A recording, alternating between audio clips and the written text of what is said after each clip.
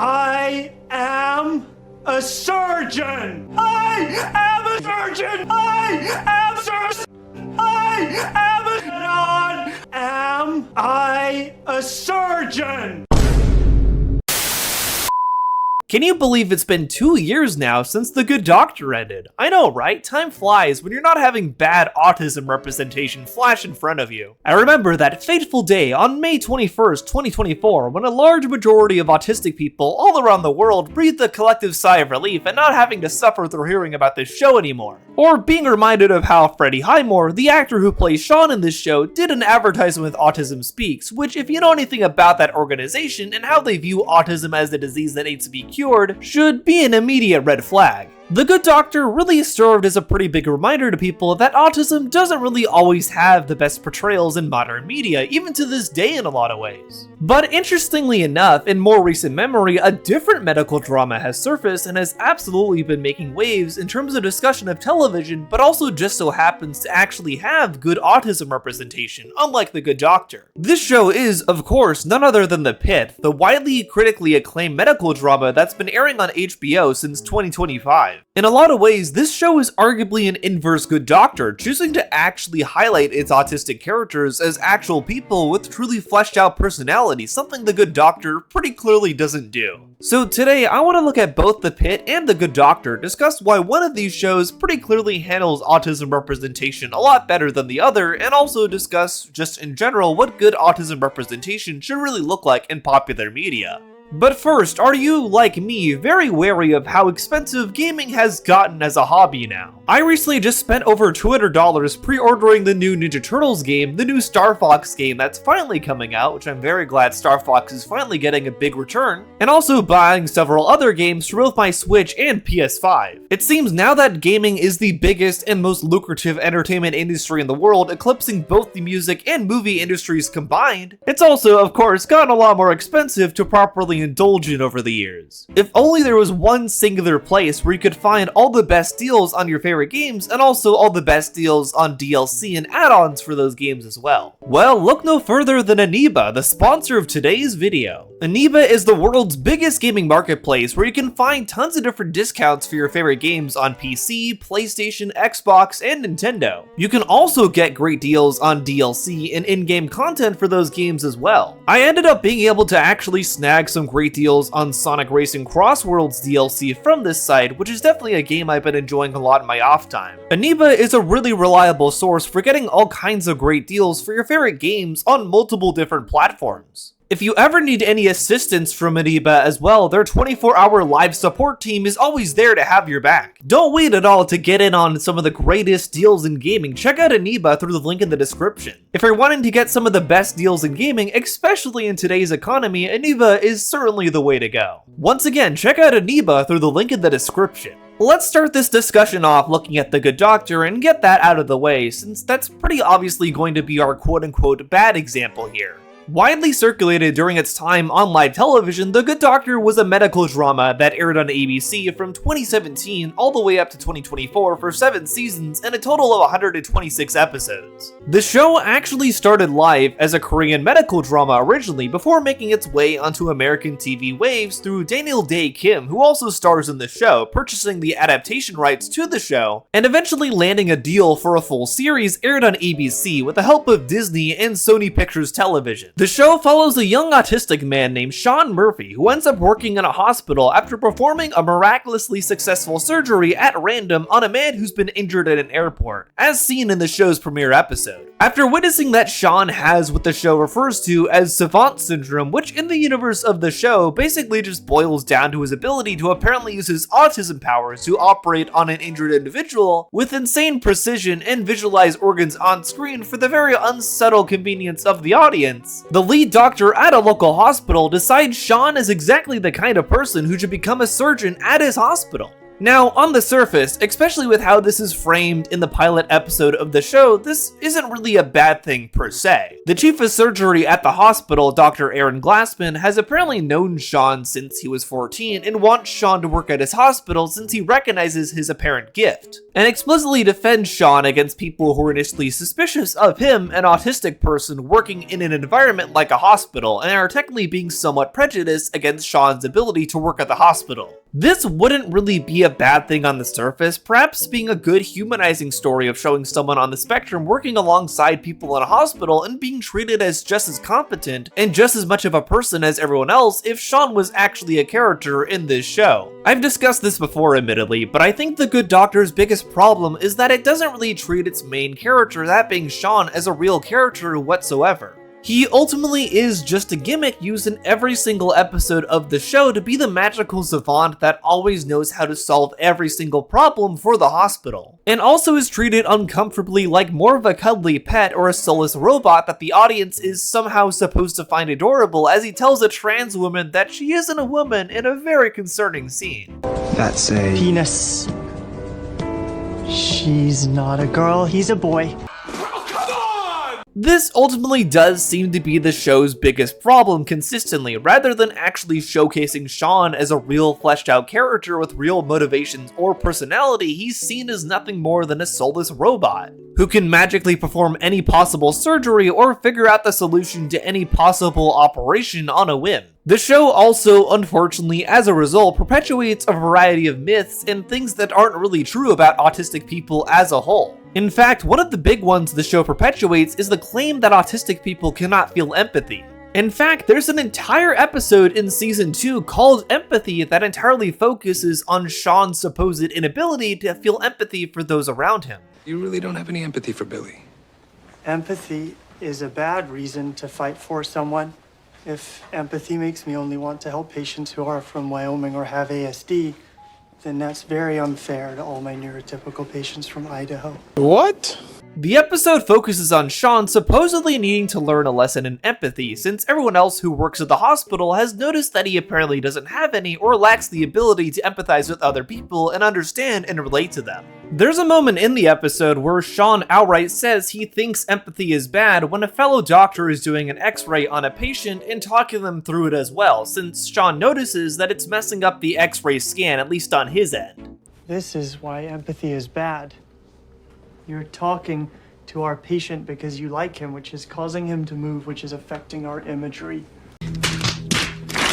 The truth is, autistic people can show empathy, and the idea that they can't is a myth that's been around for a very, very long time, sadly. A lot of popular media that portrays autism tends to fall into the trap of portraying its autistic characters as unempathetic husks, especially when it's a character that falls more under the savant stereotype of autism representation. The Good Doctor, unfortunately, also pretty blatantly feeds into this myth as well, and the fact there's an entire episode themed around Shaun needing to find a sense of empathy that he apparently lacks only exists to be further proof of that. But I think by far, The Good Doctor's biggest sin in terms of how it chooses to portray autism and its main autistic character definitely comes from the series of episodes that feature Dr. Han, which also happened to be the series of episodes that the infamous "I am a surgeon" meme comes from. I deserve to be a Surgeon! Dr. Han! I am a surgeon! Out of any of the episodes in the entirety of the series for The Good Doctor, this series of episodes where Shaun is supposedly put at odds with Dr. Han, the new lead of surgery at the hospital Shaun works at, honestly baffle me with how most of them are written. The show seems to want to treat Dr. Han as a villain for some reason, since he ends up putting Shaun in pathology instead of his usual role as a surgeon with the team of other doctors that he normally works with. But the thing is, no matter how much the show wants to try to act like Dr. Han is a villain for some reason, nothing he does in any of these episodes is actually villainous whatsoever, and oftentimes is actually pretty reasonable. The situation kicks off with Shaun running out mid-surgery while operating on a patient due to being overstimulated, which is honestly pretty understandable, especially as an autistic person. I admittedly relate to not doing well under pressure either, and I can get easily overwhelmed in certain situations as well, much like Shaun does here.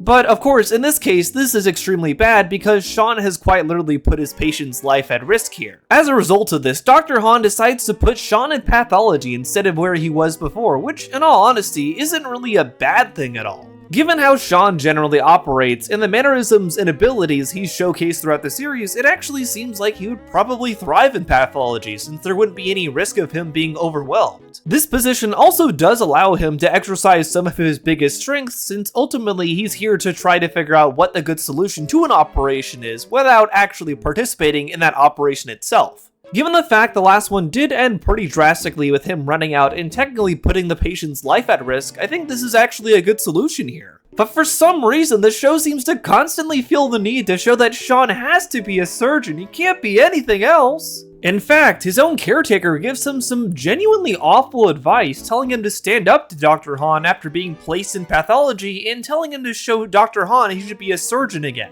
You have to stand up for yourself. And you know what? If you can't, then the new head of surgery, the chief, he's right. Now I can go tell him he's wrong. Won't do any good, or you can go show him. Which, of course, is one of the main catalysts for the infamous I am a surgeon scene that comes much later. I feel like Shaun should be finding someone who has better advice for him than his caretaker here. In fact, because of this, Shaun ends up going through a patient's purse while she's asleep because of the advice his caretaker gave him until Dr. Han catches him in the act. What are you doing?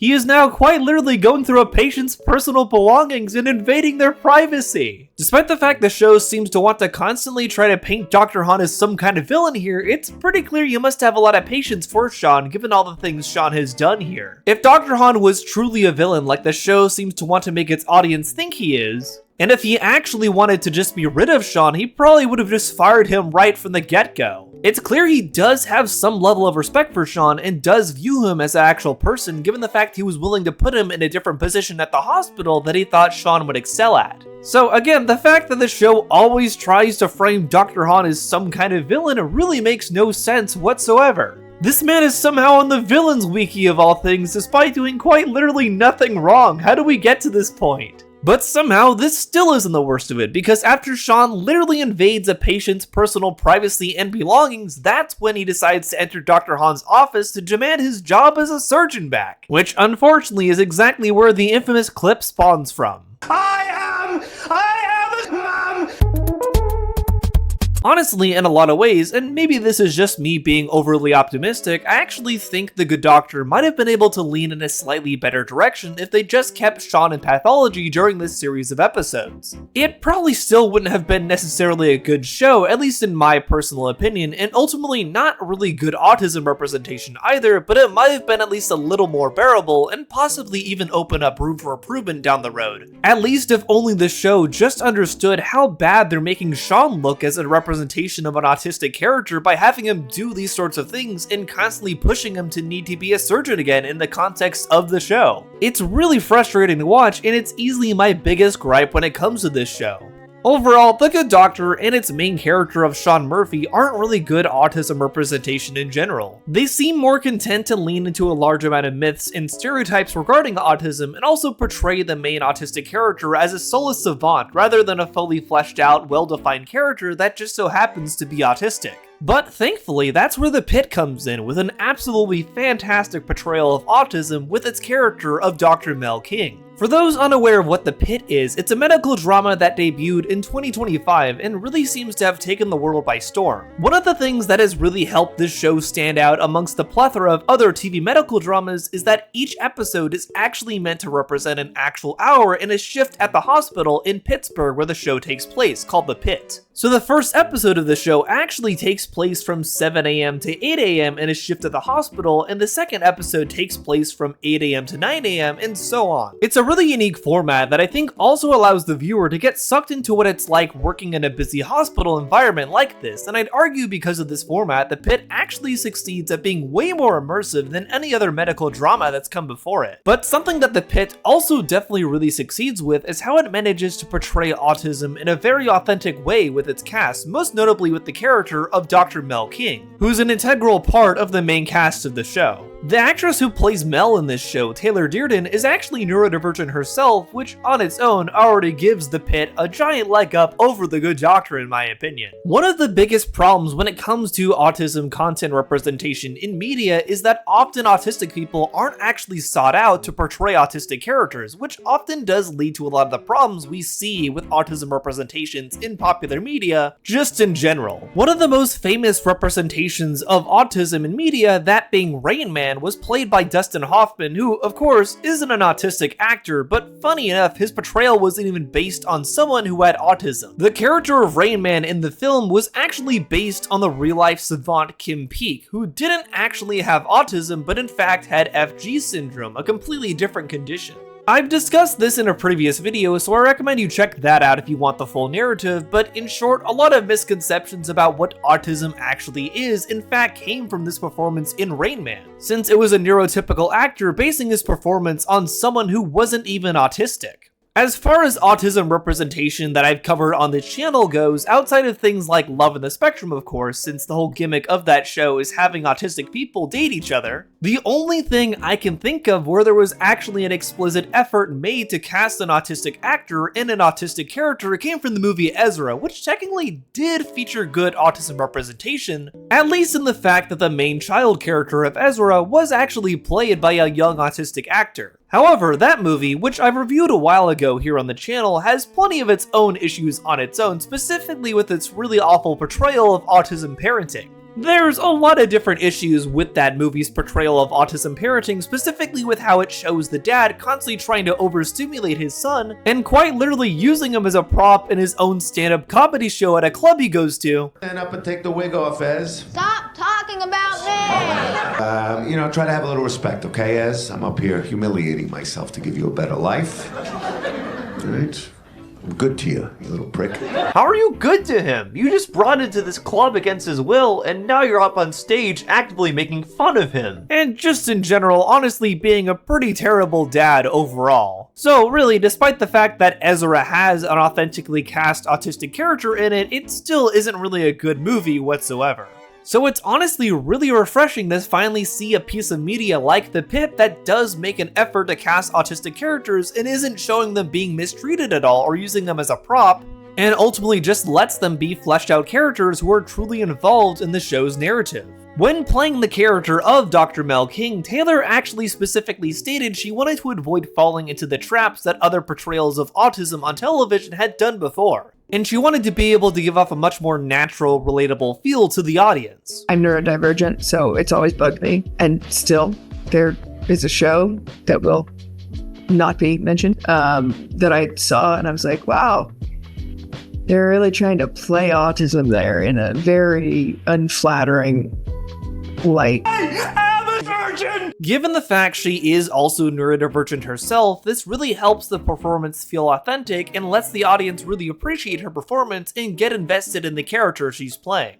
Interestingly enough, despite the fact that Taylor actually has been acting for quite some time now, the characters she's all played before are very different than the character of Dr. Mel King. She was in things like American Vandal and Sweet Vicious and played very different kinds of characters than what she plays here in this show. But I think in a lot of ways, her playing an actually neurodivergent character in this show allows her to embrace her neurodivergency even more, which is a really cool thing to see. Mel is able to come off as a much more human character than Shaun did for a lot of reasons, but probably one of the biggest ones is that unlike Shaun, she's actually shown to be an empathetic character, and this is thankfully shown to the audience multiple times throughout the series. Everyone calls me Mel. I'm so happy to be here. It's a little bright in here. Sorry, the ER can be very noisy. I agree. My frustration manifests itself emotionally, and then I get upset, and then it looks like I can't handle things, and, then I can't cry in front of the patient because no one wants to see their doctor cry. That's just a big red flag. You just did a perfect crike. You're doing great. This honestly makes me really happy to see because it helps break down the stereotype that autistic people cannot feel empathy, because ultimately they can, and at times they show it in a more clear way than a neurotypical person might. This is illustrated absolutely wonderfully with how Mel engages with the patients around her, showing a genuine care for their needs and wanting to solve any problem she possibly can for those around her. really going above and beyond. Also, unlike Shaun, she can actually understand jokes and humor from people around her, which yet again busts another myth about autistic people that they can't understand humor. She understands jokes. Which neurotransmitter makes the best adhesive? I don't know. Glutamate. Glutamate. Am I right? Nicely done, Dr. King. Mel also does showcase a lot of the struggles that autistic people go through, such as being overstimulated, but unlike how it was portrayed in The Good Doctor, where Shaun just becomes a screaming mess that honestly becomes rather uncomfortable to watch at times, Mel's overstimulation is portrayed as much more human. It's obviously not glamorized at all, and it's still shown as a very real, scary thing that does happen to people on the spectrum, which I myself can definitely relate to as someone who struggles with being overstimulated, and also does suffer from anxiety as well, but it's done in a way that honestly is able to translate and be understood more by a general audience than it was in The Good Doctor. I honestly think this is perhaps the Pitt's greatest strength when it comes to autism representation, its ability to show autism as a human thing and humanize its characters that are autistic so that their characters are easy to resonate with and be liked by the people who are watching the show. This is leagues above The Good Doctor, which consistently seemed to want to treat its autistic character as a soulless robot that couldn't relate to anyone around him and nobody else could relate to him. We honestly need more portrayals of autism that are like the Pitt, in my opinion, where autism is not shown as something that isolates an individual from those around them, but is actually shown as something that enhances their ability to empathize with those around them and gives them a unique look on the world around them that really nobody else could have. It's these kinds of portrayals that end up being genuinely positive, progressive takes on autism, and that, plus the fact that Pitt actually went out of its way to cast neurodivergent actors in its cast, really shows how the show went the extra mile ultimately. Even outside of Mel herself, the show actually cast an autistic actress in the role of her sister in the show as well, who Mel functions as a caretaker for in the context of the show. And there is also a male autistic patient who shows up in the series at a certain point as well, who is also played by an actual autistic actor. One of the coolest things about this scene where Mel is talking to this autistic patient is that she's able to relate to him in a way that all the other neurotypical doctors around her really can't whatsoever. Oftentimes, when it comes to neurodivergency, neurodivergent people are able to resonate and connect with each other on a much deeper level and in a way that just doesn't really happen with neurotypical people. The way I like to look at it, oftentimes autism sees autism. And that's really on full display here with how Dr. Mel is able to understand this autistic patient's needs and level with him in a way that the neurotypical doctors just can't. Because in many ways, she understands the exact kinds of struggles that he's going through, since she often struggles with the same exact things herself. It's a really amazing moment, and probably my favorite moment of the entire series, in fact. And it's really just something you wouldn't see in The Good Doctor, given the fact Shaun is constantly portrayed as someone who can't relate to anyone else around him. That is the biggest leg up that the Pitt has over The Good Doctor, in my opinion, although of course there are plenty more in general. But definitely one of the greatest strengths it has is breaking down this stereotype that autistic people can't relate or empathize with people around them. It's things like this that really make me like the Pitt as a whole and make me extremely happy how willing this show is ready to go to portray autism in a well-defined, nuanced, truly positive light. I really hope we start to see more Dr. Mel Kings in media we consume going forward and less Dr. Shaun Murphys. Admittedly, there's still a lot of bad autism representation out there in popular media, and there's unfortunately still a lot being made to this day even. But things like the Pitt definitely give me hope that maybe, just maybe, things are starting to get a bit better for how autism and people like myself are portrayed in the media around us. If you haven't seen the Pitt yet, I highly recommend it. Even outside of how well it portrays autism, it's honestly just a really well written show overall and a surprisingly very engaging medical drama. I don't even usually like medical dramas when it comes to the television I like to watch. I'm admittedly more into science fiction or fantasy, so the fact I'm giving the Pitt praise for everything it does should really show a lot. It is just genuinely a really good show, and I can't recommend it enough. Speaking of recommendations, something I'm going to be doing with my videos going forward is something I'm going to start calling Noah Nods. Essentially, at the end of every video, I want to shout out fellow creators that I think are doing great things on the platform, since I used to be very good about shouting out great people, and it's something I want to make a habit of doing more. Today's Noah Nods go to Sunnyland Productions and RCT3's Epic, two creators who you might be familiar with if you're a longtime viewer of the channel, and also are IRL friends of mine. They're both also neurodivergent creators that I highly recommend you check out. Sunnyland Productions does a lot of videos covering animation and also has done some videos talking about neurodivergent representation in animation as well. He's covered a lot of different things regarding Disney Channel cartoons, so if you're into that at all, I highly recommend you check out his channel. RCT3's Epic is a big fan of theme parks and talks about different theme park rides individually on his channel. He also is a big fan of Tron and does have some Tron related content on his channel, so I highly recommend you check him out. Both him and Sunnyland Productions are good friends of mine and good friends of the channel in general.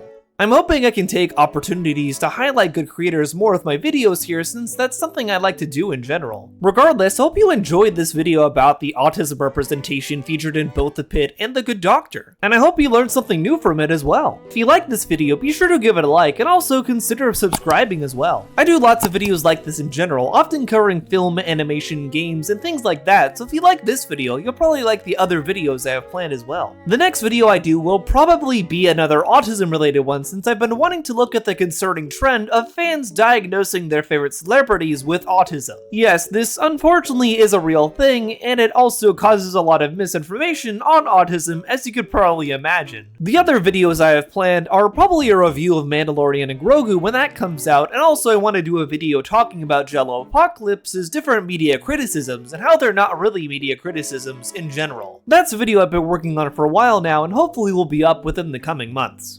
If you'd like to hang out with like-minded film and animation fans, you can consider joining my Discord, which is linked down in the description. If you want to check out my letterbox, that's also linked down in the description, where you can see a lot more movie reviews from me, oftentimes movies I won't review here on YouTube. Special thanks to all my patrons and YouTube members who choose to support me monetarily. I appreciate you all a ton. And I appreciate all of you for coming to the end of this video. I hope you enjoyed it or learned something new from it. But for now, I've been Noah the Otter, and I'll see you on the otter side. Bye!